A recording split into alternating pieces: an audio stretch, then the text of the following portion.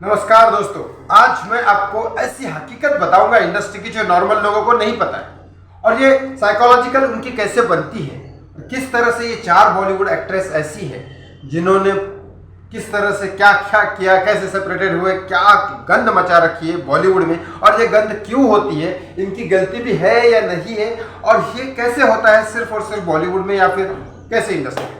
मैं हूँ dance choreographer Ganesh Shivarkar, Mumbai से, बॉलीवुड से सुशांत सिंह राजपूत का फ्रेंड और आप सबका चहिता, आप सबका सुख चाहने वाला गणेश शिवरकर। आप सबको हर नॉलेज और सटीक ज्ञान आपको दूंगा क्योंकि मैं कोरियोग्राफर हूँ बॉलीवुड से, 17 साल से मैं काम कर रहा हूँ। मुझे ये इंडस्ट्री पता है किस तरह से और जो भी न्यूज़ में देता हूँ अंदर की खबर आपको बताऊंगा ये क्यों होता है। चलो आगे बढ़ते हैं। इस वीडियो में आगे बढ़ने से पहले प्लीज़ हाथ जोड़ के मेरी रिक्वेस्ट है, इस चैनल को सब्सक्राइब करो, इस वीडियो को लाइक शेयर करना ना भूलो। ऐसे ही न्यूज़ के लिए मैं आपको बताते रहूँगा।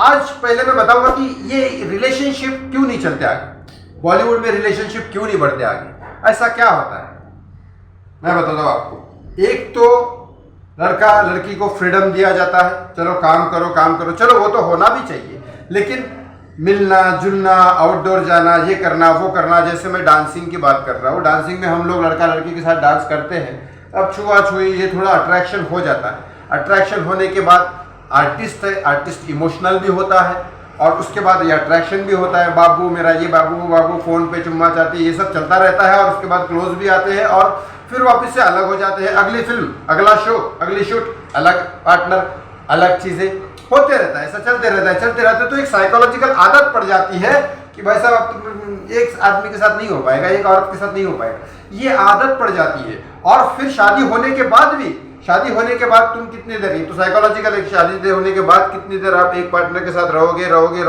लेकिन उसके बाद क्या होता है, दूसरी भी तो शूटिंग चल रही है, तो इसकी भी चलती है, उसकी भी चलती है, तो फिर ये किसी और के साथ काम करता है, ये किसी और के साथ काम करता है, फिर अट्रैक्शन होता है, फिर फिजिकल होता है, फिर अलग हो जाते हैं, तो ये चलता रहता है। तो ह्यूमन साइकोलॉजी ये हो जाती है उस इंसान की कि 10 जगह मुंह मारते रहते हैं, तो फिर वो होता है, तो फिर उसके बाद क्या करें।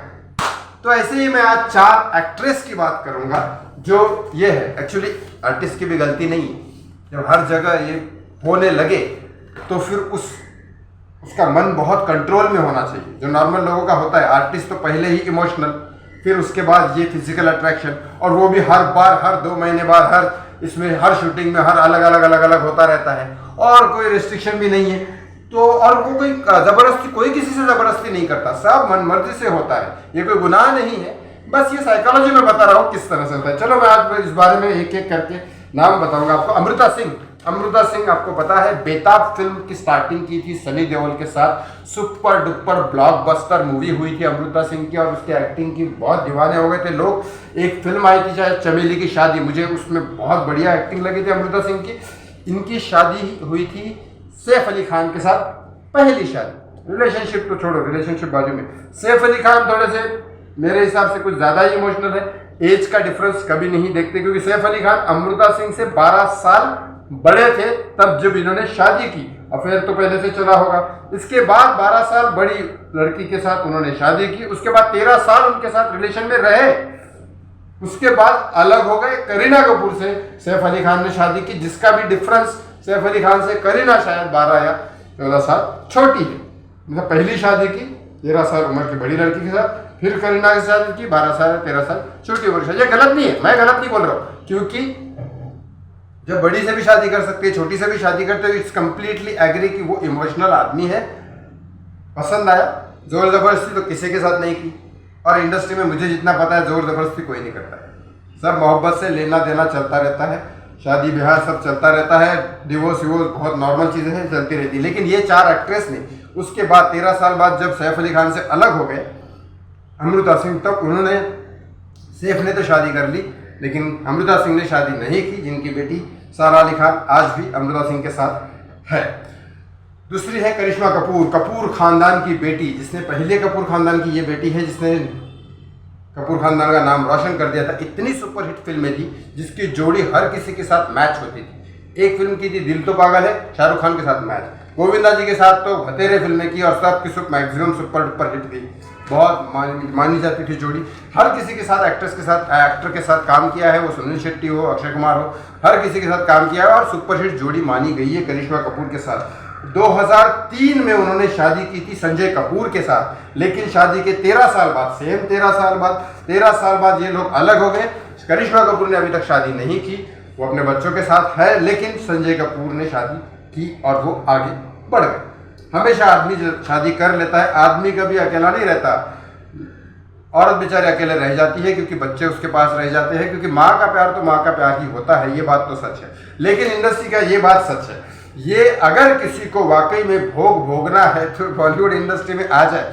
किस्मत चमक गई तो सब कुछ मिलेगा, नाम, पैसा, शोहरत, लड़कियों को लड़के, लड़कों को लड़कियां, वो भी अलग अलग सब जगह मिलता रहेगा, सब कुछ होता रहेगा, बस जीते रहो जिंदगी। ये फैक्ट है। मनीषा कोइराला, तीसरा नाम है मनीषा कोइराला। 90s की ब्यूटीफुल लड़की थी। मैंने एक फिल्म देखी थी सबसे पहले, खामोशी। एक्टिंग वॉज अच्छी, फिल्म वॉज गुड। मैंने बहुत सारी फिल्में देखी, मन में तो मुझे भी खुद थिएटर में देख के रोना आता था 90s की फिल्में देख के। तो वाकई में ऐसी उन्होंने एक्टिंग की और वाकई में ब्यूटीफुल थी। और मनीषा कोइराला कौन थी? नेपाल से आई हुई प्राइम मिनिस्टर की बेटी थी मनीषा कोइराला। ब्यूटीफुल थी, नेपाल की खूबसूरत लड़की माना जाता था और शायद मेरे सूत्रों के हिसाब से, शायद वो, मुझे जितना ज्ञान है, वो शायद वहाँ की ब्यूटी कॉन्टेस्ट में हिस्सा लेके वहाँ की विनर भी हुई थी।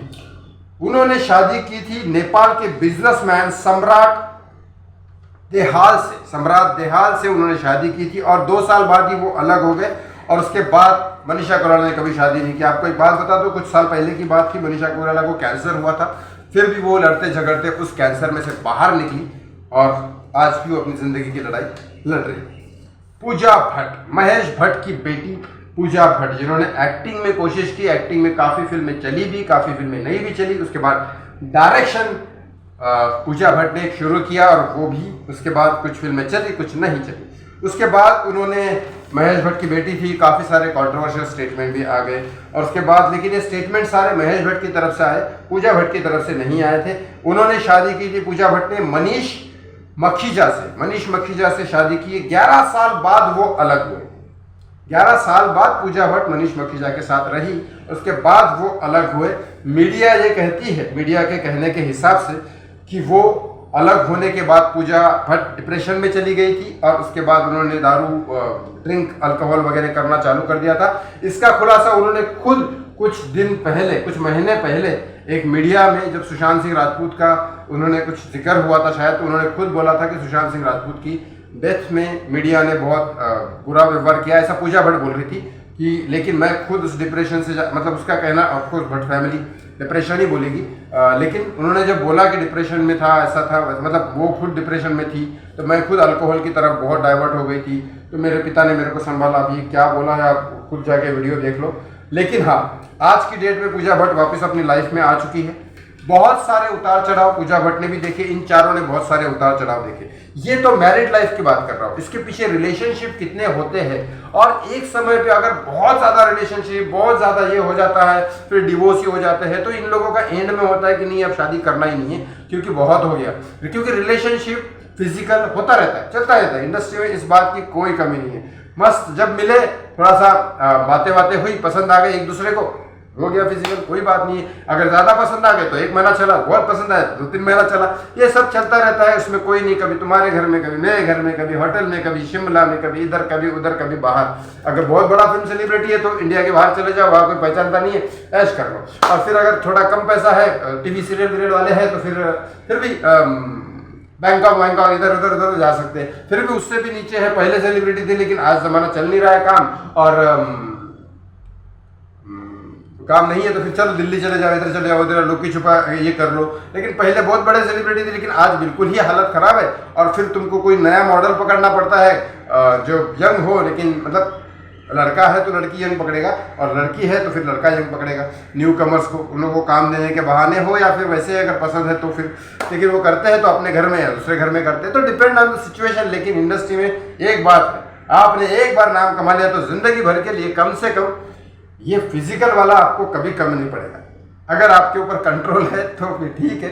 अगर कोई रियल में सच्चा प्यार करता है अपनी बीवी से या अपने हस्बैंड से, ऐसे भी रिश्ते हैं, ऐसे भी रिलेशनशिप है बॉलीवुड इंडस्ट्री में, लेकिन उनका नाम लेने के पहले पुख्ता करना पड़ेगा, क्योंकि मैं बहुत क्लोज उनके रहा हूँ तो ही बोल सकता हूँ, लेकिन बहुत ही कम लोग हैं, क्योंकि इंसान है।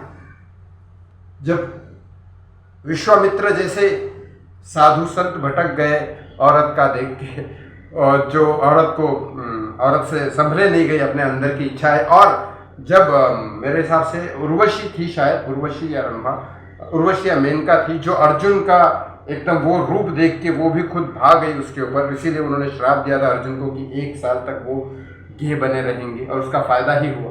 तो ये जब मर्द हो या औरत हो, जब ये जो उभाव जो आता है उस उम्र में, वो बहुत मुश्किल होता है रोकना। तो ये इंडस्ट्री में ये खुले आम मिलता है, ठीक है। तो ये इंडस्ट्री का ये फायदा जरूर है। अब जिसको जैसा लगता है, ये मेरा ज्ञान नॉलेज था, कंप्लीट प्योर और सच्चा, इसमें किसी को बुरा मानने की कोई बात नहीं, क्योंकि ये एक बात अच्छी है, कोई किसी से यहाँ जबरदस्ती नहीं करता। यही है बॉलीवुड इंडस्ट्री, यही है सिनेमा की दुनिया।